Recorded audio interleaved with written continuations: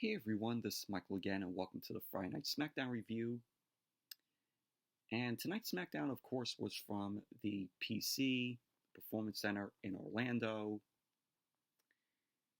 And Smackdown tonight, what do I say every single week that, I keep saying? It's like I repeat myself every single week. I'm sounding like a broken record because Smackdown tonight, garbage show as always, shit show. Should call this show Shit Down because it deserves that title. This show is absolute garbage. It's like WWE doesn't put any effort into this show, and I could say the same for Monday Night Raw. But SmackDown continues to be garbage every single week, and we could thank Vince McMahon for that senile old man. And we also could thank Bruce Pritchard for it also. But we had the last two matches in the first round tournament to crown a new Intercontinental Champion. So we had Styles versus Nakamura, which there was an announcement from the commentators that I will get to when I get to talking about that match. Something with Styles. So I'll get to explain that. And then we saw Jeff Hardy versus Sheamus. And, that was part of the first round tournament to crown a new Intercontinental Champion. So those are the last two matches in the first round of the tournament. And then we saw the overexposed Queen, Charlotte Flair, take on Bayley. But overall, SmackDown, fucking trash, garbage tonight. So let's jump right into the review. So SmackDown, or as I would say, Shit Down, opened up tonight with the dirt sheet, with the Miz and John Morrison.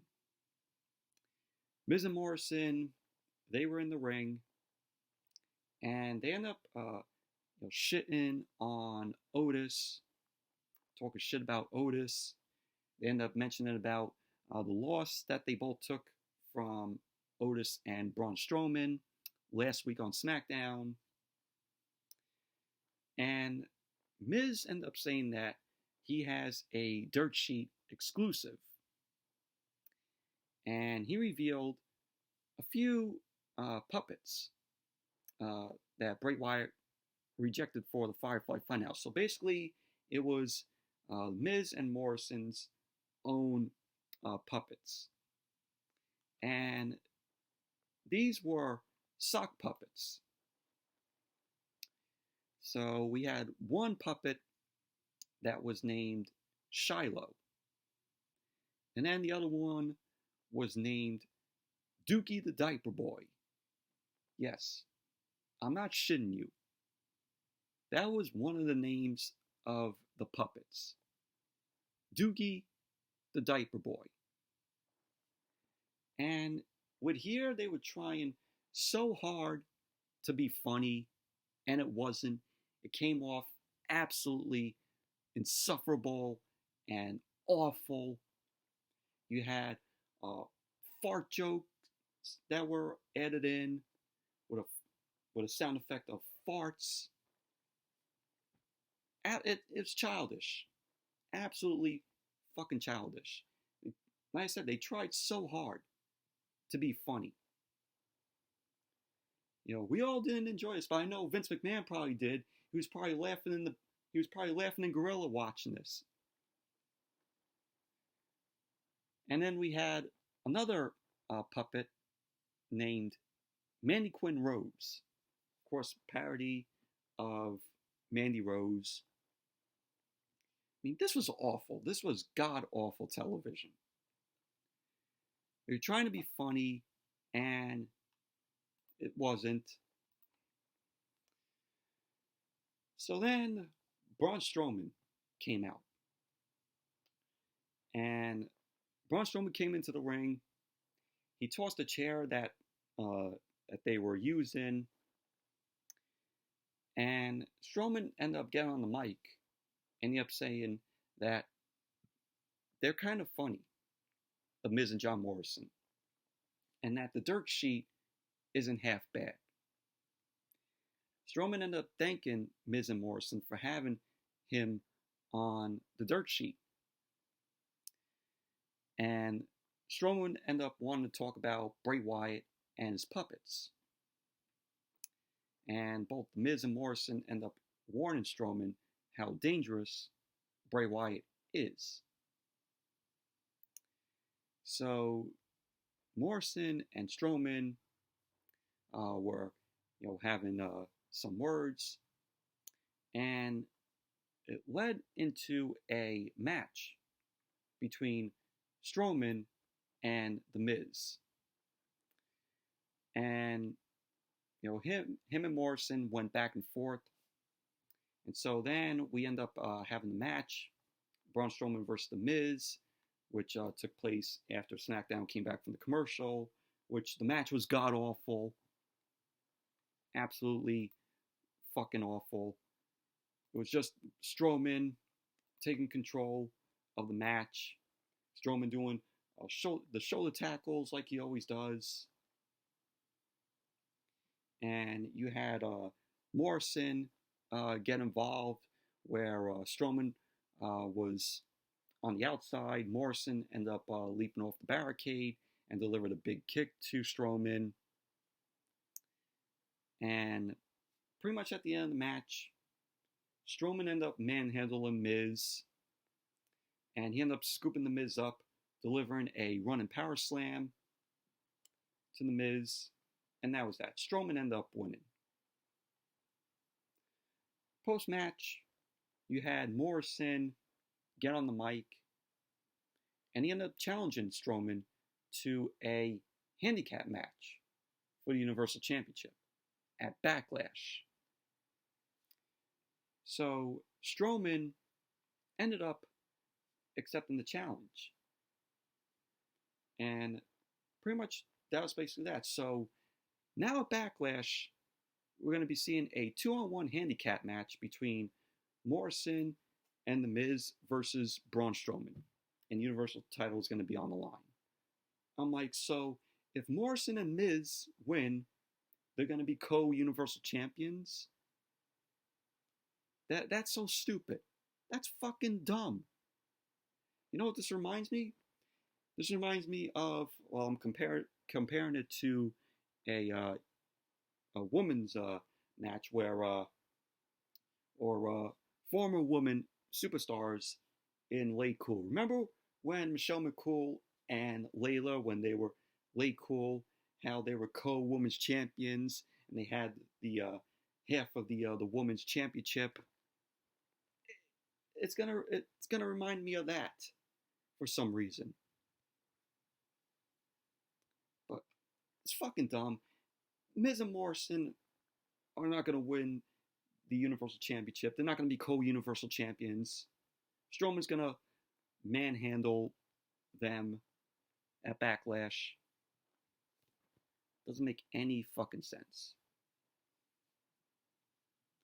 An overall garbage match between Strowman and The Miz. Strowman just manhandled The Miz all through that match, where The Miz ended up coming back in some parts.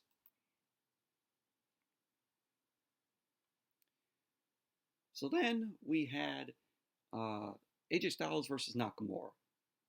This was for the first round tournament to crown the new Intercontinental Champion. And it was announced that Styles was traded to Smackdown for no obvious reason. WWE just traded Styles to Smackdown. So we all know who got traded to Monday Night Raw from SmackDown.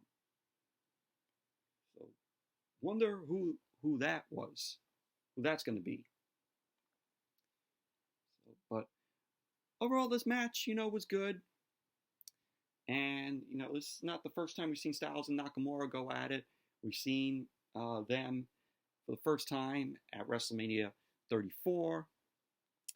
And after that, WWE was just repetitive and putting Styles and Nakamura in, more matches together. So it started out as a dream match at WrestleMania 34. Then just WWE just killed it and just kept getting repetitive, putting Styles and Nakamura in more matches, and it didn't even feel special after the WrestleMania 34 match. So, but we had Nakamura take Styles against the ropes. Nakamura ended up taking Styles down to the canvas, to the mat, and they were trading holds and strikes, and it was back and forth, and Styles ended up dropping Nakamura with a drop kick. I forgot to mention, the winner of the match will get to face Borlias next week. So Styles ended up taking Nakamura to the corner, ends up delivering a chop to Nakamura. Nakamura ended up blocking a shot from Styles and delivered a elbow. And Nakamura ended up hitting a knee to Styles' gut. And at the end of the match, it was still back and forth between Styles and Nakamura. Styles ended up flying off of the apron, and he ended up delivering the phenomenal forearm to Nakamura. And there you go. Styles ended up winning the match. So Styles moves on in the tournament. He gets to face Elias next week. So the outcome right there, we all know Styles is going to win. Calling it now. Ain't no way Elias is winning next week. But overall, good match from Styles and Nakamura. They work really well together in the ring. And with Styles being traded to Smackdown, I'm like, he got traded there for no reason. Nothing, they didn't announce why he was traded to SmackDown. They were just like, oh yeah, Styles, he's traded to SmackDown. With no reason whatsoever. So now we're going to get a trade of a superstar from SmackDown to Raw for no reason. All right, can't wait to see who that superstar is going to be that gets traded to Monday Night Raw. But, Styles is back on SmackDown, and he's probably gonna keep saying, oh, this is the house that he built. The house that AJ Styles built. So we're gonna get probably that again from Styles.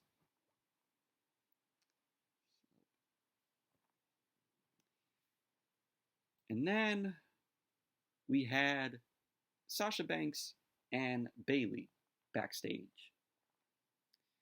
Bayley ended up telling Sasha that she doesn't want her in her corner when she takes on Charlotte, because people think that she can't win on her own and that she always has to have Sasha help her win. So Sasha was like, oh, are you telling me this because of what Charlotte said last week? So there was some awkwardness between both Sasha and Bayley. So pretty much that was basically that.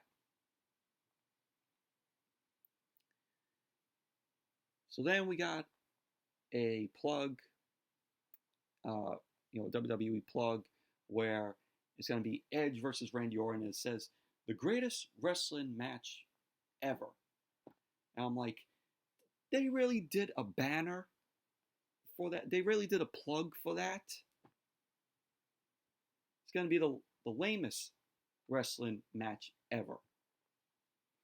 With the lamest name, the greatest wrestling match ever. God. I mean, Edge and Randy Orton should have only been one time at WrestleMania. It should have been a one-off match at WrestleMania. There was no need for WWE to make another match with Edge and Randy Orton. That should have been a one-off match at WrestleMania, and then that was it. Just ended at WrestleMania. But no, we're getting another match. Why? I don't know. That's typical WWE for you. We don't need another match between Edge and Randy Orton. Besides, that match at WrestleMania, that went on long. That was a very long match between Edge and Orton.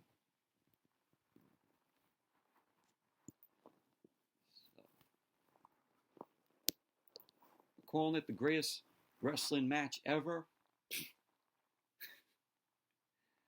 Gotta laugh. You gotta laugh at that because it's a joke. I don't know why they are calling it the greatest wrestling match ever.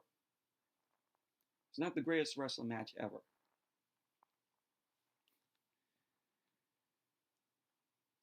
So then we saw, after that plug for Edge versus Randy Orton for the greatest wrestling match ever, we saw the overexposed queen, WWE's overexposed queen, Charlotte Flair, versus Bayley. And this match was just meh, in my opinion. We've seen Charlotte and Bayley go at it so many times. It was a champion versus champion. And Bell ended up bringing, Charlotte ended up dropping Bayley. She ends up talking trash to Bayley, sending Bayley into the corner. Charlotte delivered a big chop in the corner to Bayley. Charlotte ended up taking Bayley into another corner. And Bayley ended up covering Charlotte with a pin. Charlotte ended up kicking out at 1. Bayley ended up taunting Charlotte. And Sasha, we saw Sasha was watching the match from backstage. And there was a point in the match where Charlotte ended up stalking Bayley on the floor. Charlotte ended up launching Bayley over the barricade. And then Charlotte ends up grabbing the headset off of Michael Cole. And she ends up calling Sasha out. She ends up saying, "Oh, Sasha, come out so I can kick both you and Bayley's asses." So, referee was continuing to count. Charlotte ended up standing tall on the outside, posing. So, at the end of the match, you had Charlotte end up trading roll-ups, and Bayley ended up rolling up Charlotte. Bayley ended up winning the match by holding on to the ropes. And there you go. Bayley ended up winning the match. So there you go. And that was basically that. But very meh match. So then, after that, we saw Sasha Banks. She was congratulating Bayley on the win. So, saw that. Then we went to Sonya Deville and Dolph Ziggler versus Mandy Rose and Otis. Mixed tag team match. This match was just, This was another, didn't care for a match. So, we had Mandy Rose start off the match with Sonya, and Otis and Dolph end up coming in. Dolph goes for Otis's leg, but Otis ended up tossing Dolph away. Dolph ended up coming back in at Otis, but Otis ended up spinning Dolph around for a slam. Otis delivered a running splash in the corner to Dolph. So Sonya ended up coming in. She ended up coming at Mandy. Sonya ended up ramming Mandy into the corner and hits her with a shoulder thrust. And Sonya ended up manhandling Mandy in the corner. Mandy came back, started tackling Sonya with strikes. And then we saw Otis and Dolph going at it on the floor. Dolph ended up sending Otis into the steps, into the ring steps. So because of that, Mandy Rose ended up going out there, check on Otis.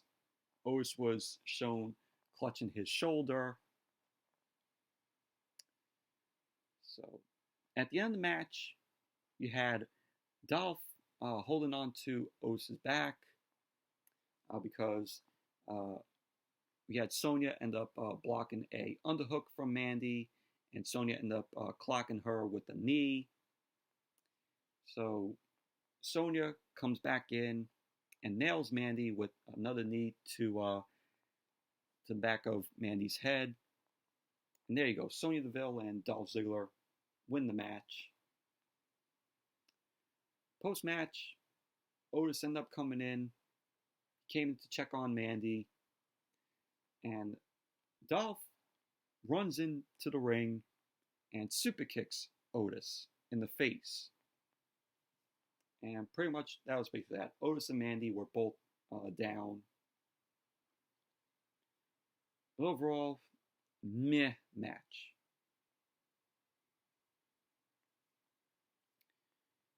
And then we went to Jeff Hardy backstage, and I loved the face paint on Jeff Hardy's face. His face paint had red, white with black, lines on it. Really cool. So Jeff Hardy ended up asking the WWE Universe to join him for one more good run. But then he ended up saying that he didn't know where that journey would lead him. He said it's a mystery, no more, and he's going for the Intercontinental Championship. He says, which is near and dear to his heart. Not just because of the legends who have held it in the past, but because it was his first singles title. And yes, the Intercontinental title was Jeff Hardy's first singles title. So Jeff Hardy ended up saying that if he could win the Intercontinental title one more time, everything would come full circle. He ended up saying, what better way to start that journey than to beat the bully that tried to tear him down, which that one was Sheamus. And Jeff Hardy ended up saying that his path to glory runs right through Sheamus. So there you go. That's the promo that Jeff Hardy cut, but decent promo from Jeff Hardy. And then when Smackdown came back from the commercial, we saw a graphic that was in memory of Shad Gaspard, which, that was, nice, WWE honoring, the passing of Shad Gaspard, but very sad. Very sad that we lost Shad Gaspard. I mean, he died, just to have, his son, be rescued because, the lifeguards were wanting to rescue him. He ended up saying to the lifeguards, I read this in an article, and I talked about it in my AEW Dynamite review. Supposedly the lifeguards wanted to save Shad Gaspard, but Shad was like, no, forget about me, save my son. So they ended up saving his son, and he put his life on the line just for, his son to be saved. I mean, it's just really, really sad, at least, his family got some closure, to this whole situation. But thoughts and prayers go out to Shad's family and friends. Just really sad. Passed away at the age of 39. But at least WWE honored, honored, passing of him and put a graphic in memory of him. And they also posted on their YouTube channel, a WWE playlist of Shad Gaspard. They posted it, I think it was yesterday. I'll go to their YouTube channel. See here. Yeah, no, they posted it on Wednesday. It says the video says remembering Shad Gaspard's WWE career. And it's a WWE playlist, and the video is 11 minutes and 26 seconds. So it was just his matches, his career with Crime Time, along with JTG, which Crime Time was a fun tag team. Really enjoyed when they were in WWE. It was a very fun tag team with Shad and JTG.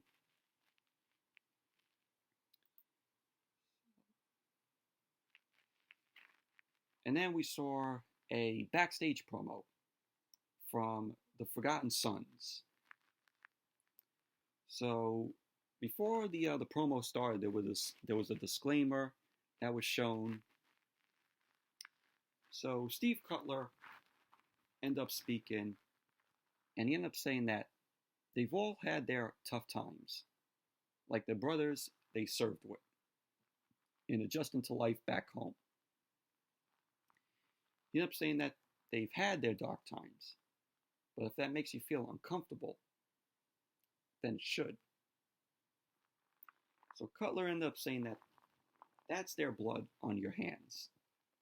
But what's only fair is now they have your blood on their hands. So pretty much that was basically the promo from the Forgotten Sons. Just another promo.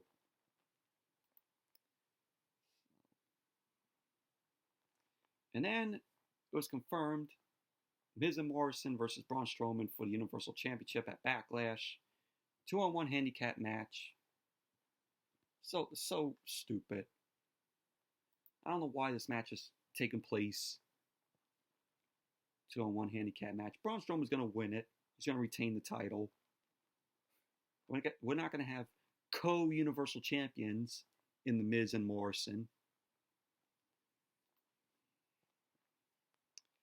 So we had the Miz and Morrison backstage. Miz isn't thrilled with the match. Oh, if I was the Miz, I wouldn't be thrilled with it either. He must be thinking in his mind, this is absolutely stupid.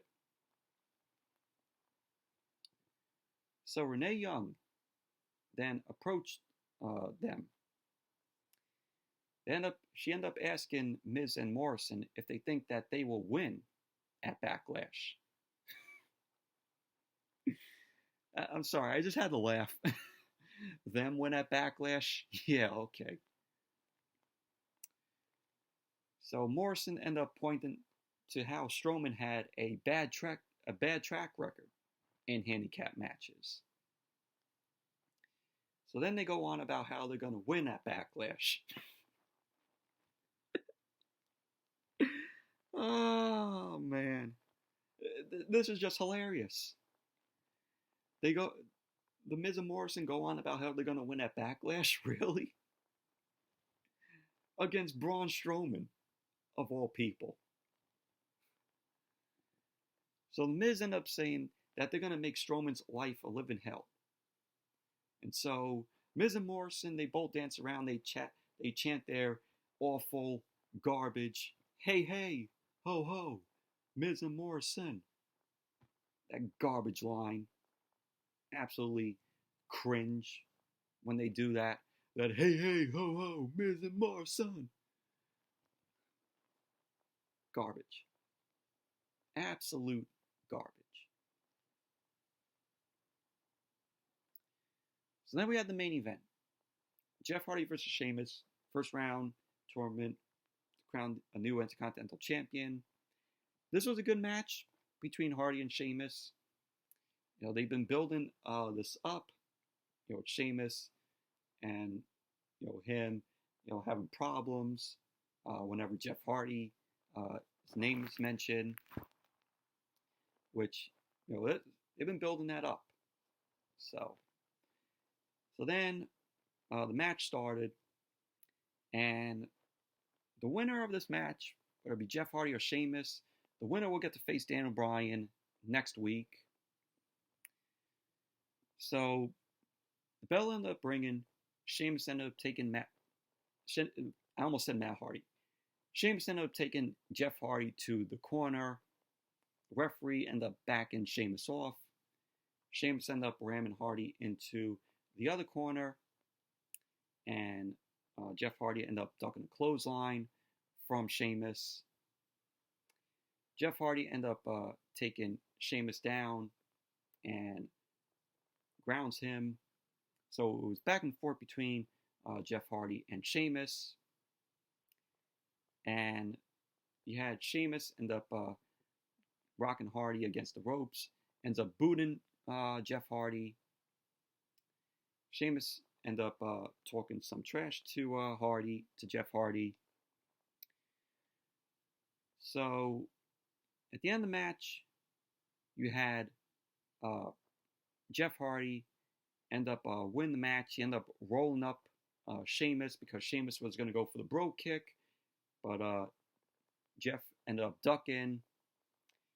So Sheamus ended up Jeff Hardy ended up rolling up Sheamus for the pin. And there you go. Jeff Hardy ended up winning the match. So Jeff Hardy gets to move on, and he's going to face Daniel Bryan next week. So that's going to be a very interesting match to see. Jeff Hardy versus Daniel Bryan. And there was a point in the match where Sheamus was yelling at Michael Cole, and he was backing Michael Cole against the barricade, which was funny. So with Jeff Hardy winning, Sheamus was furious. He was pissed off. Sheamus was yelling at Jeff Hardy, and you could tell that their feud is still going to continue after this. They're going to have at least one more match.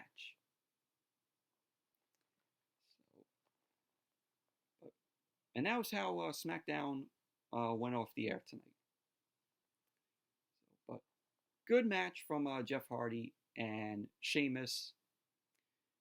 And like I said, there's going to be another match looming with them going at it again. But that was Smackdown tonight. Garbage show. Absolute shit show. Yes, anyways, that's it for my review of Smackdown, or as I would say, shit down, because every week this show is garbage. So, thank you all for watching. Hope you all enjoyed this review, and definitely give the video a thumbs up, comment, subscribe, and until the next video, which will be hopefully Double or Nothing. So hopefully get a chance to watch Double or Nothing, because working tomorrow. I get out at 8 o'clock when the pay-per-view starts, so may watch the first match on my phone. Then if I get access to stream, so I might watch the first match on my phone. Then as I get home, watch the whole pay-per-view. So hopefully get a chance to do the Double Nothing review. So if I get a chance to watch the show, there will be a review tomorrow night. So, anyways, that's it for this video, and thank you all for watching, and hopefully you'll see me tomorrow with a Double or Nothing review. So, see you all later.